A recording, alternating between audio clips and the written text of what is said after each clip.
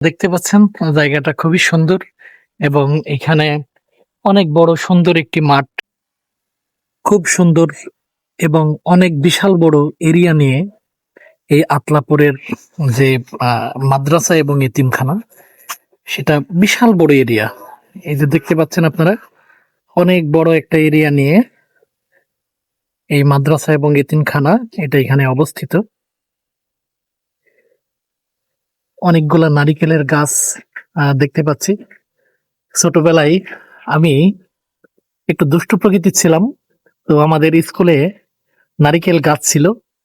তো সেই নারিকেল গাছগুলা থেকে নারিকেল আমি পেড়ে পেড়ে আমি এবং বন্ধুরা মিলে খেতাম আমরা। তো এই নারিকেল গাছগুলা দেখে সেই হাই স্কুল জীবনের কথা মনে পড়ে গেল। হাই স্কুল জীবনটা খুব মধুর একটা জীবন ছিল, আসলে এটা বলে বোঝানোর মতো না। সময় আসলে কারোর জন্য অপেক্ষা করে না, সময় তার নিজ গতিতে চলে। আজকে এইখানে এসে সেই ছোটবেলার স্কুল জীবনের কথাটা বারবার মনে পড়ে যাচ্ছে। সে জীবনটা কতই না মধুর ছিল, কোনো টেনশন ছিল না, চিন্তা ছিল না, ভাবনা ছিল না। এখন জীবন তো, এটা হচ্ছে আতলাপুরের মাদ্রাসার গেট, অনেক বড় এবং দুই ধার দিয়ে আঁকা পাকা মেঠো পথ। কি সুন্দর তালের গাছ, অনেকগুলা তাল এখানে ধরে আছে, অসাধারণ।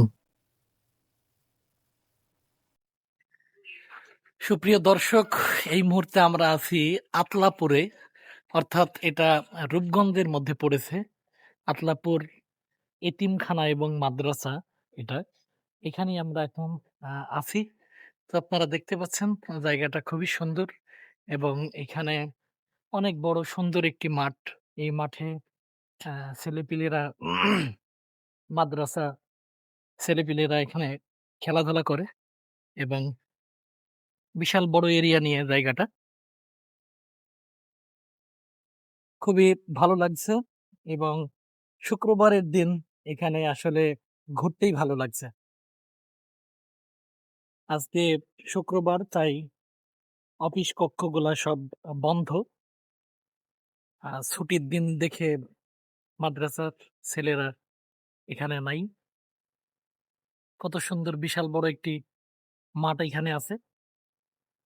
এই জায়গাটা আমার কাছে খুবই ভালো লেগেছে। ভালো থাকবেন সবাই।